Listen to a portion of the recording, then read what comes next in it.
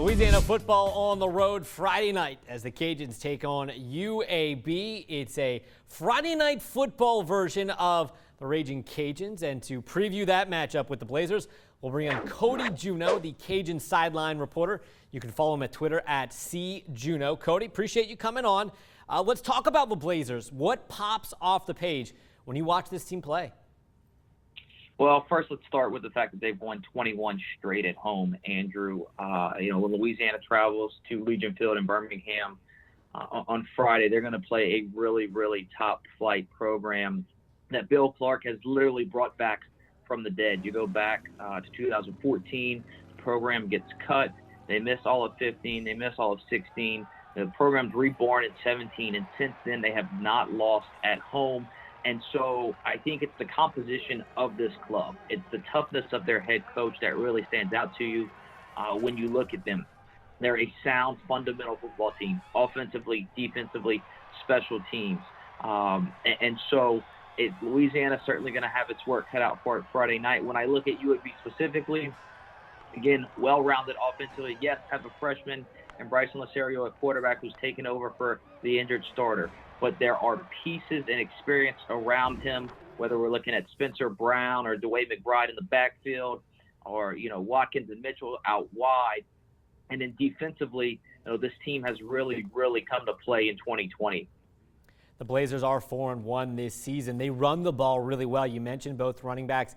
The Cajuns have not stopped the run all that well, allowing nearly 200 yards per game. How's Louisiana stop these guys?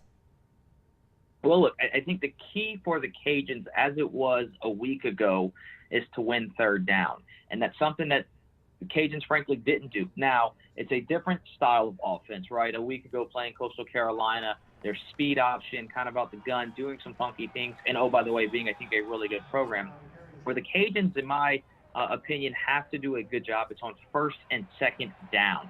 It's shutting down that run and putting the ball in the freshman Lasario's hands to try to beat you. So how do you do that? I think you're going to see the Cajuns come in, play close to the line of scrimmage, but then they have to be careful of the two talented receivers out wide. Lasario has had his growing pains as the now freshman starting quarterback, but defensively, this Blazers team is very good. Since that Miami loss in week 2, they're allowing just 12 points per game. Their defense is also allowing just 4.8 yards per pass. What makes this defense so good? Why are they so effective? It's scary, isn't it? Well, they're able to get to the quarterback, right? They're able to pressure the quarterback. You mentioned the 12.3 points a game. How about this, Andrew? They get off the football field. 6 of 37 are opponents on third down. So they are getting teams off of the field when they need to. Last week against Western Kentucky, 4 takeaways, 5 sacks, held the Hilltoppers to just 250 yards. So, again, they're getting off the field. They're getting after the quarterback by way of the sack, and then they're able to stop the run as well. Ball control has not been friendly to the Cajuns. Not only have they struggled with time of possession and plays run, they haven't run more plays than their opponent. They haven't had the ball more than their opponent in a single game this year. Third down conversions have also been a problem. Teams converting nearly 50% of those. I know Billy Napier kind of brushed it off this week that the time of possession and plays weren't a big deal. Does he have to change things up? Does he have to call a different game to get that ball in their hands, keep the ball, and ultimately maybe score more points? Well, I think what's been the big difference for the Cajuns offensively is that third down number you just alluded to, Andrew, and it's having opportunities in third and manageable and not executing, picking those up, which is something that Louisiana did at a high pace a season ago.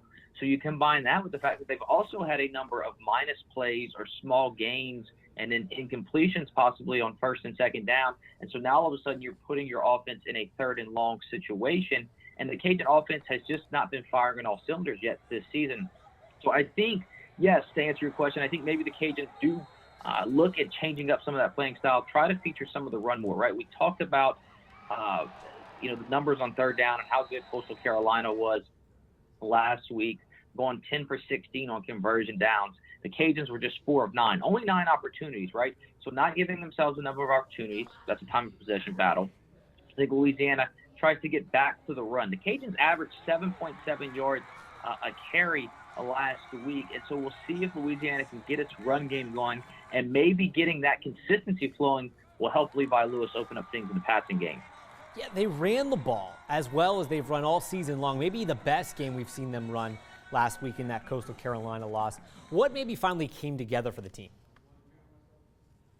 Well, look, I think, again, you got guys back. You had some gelling go along that line. You go back, the 2+ weeks to the Georgia Southern game and the injuries and the COVID situation that kind of changed some of that up front. So I think you had some time off. You had some fresh guys. And now I think, can the Cajuns kind of get back to their ways, right? Back to running the football, punishing opponents, and really setting the tone up front. Look, I think you've also seen what happens when you lose 2 NFL offensive linemen, right? Both Robert Hunt and Kevin Dotson are starting on Sundays, and I don't think that can be overlooked. Coach Billy Napier talked about learning from the loss. What did Louisiana learn?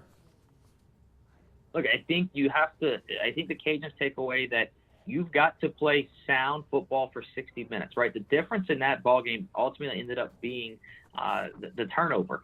And, Andrew, I don't know that the Cajuns played much differently on Wednesday night than they had played their previous 2 times out, both one-possession victories. So I think for the Cajuns, the key is, can we learn to be more consistent, right, is what the offense, I think, has to ask itself. Same thing for the defense. Defensively, can you find a way to get off the football field?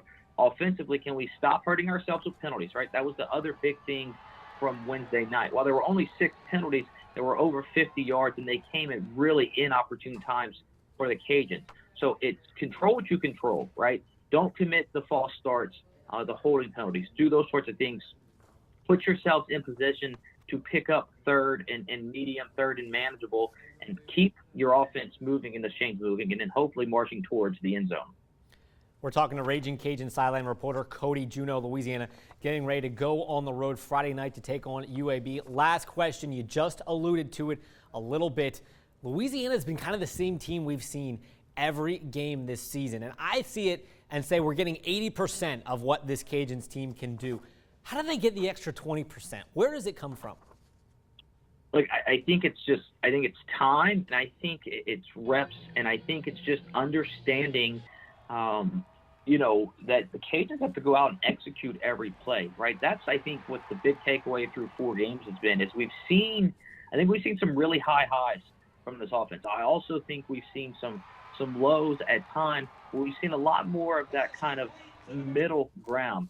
How do the Cajuns pick up the pace? And I think it starts with getting back into a physical, dominant run game up front that can then allow Levi Lewis to make some plays, both with his feet, but then open up some of those easy throws for Levi to really get the offense moving. He's Cody Junot, the Cajun sideline reporter. I appreciate you coming on, man. Absolutely, Andrew.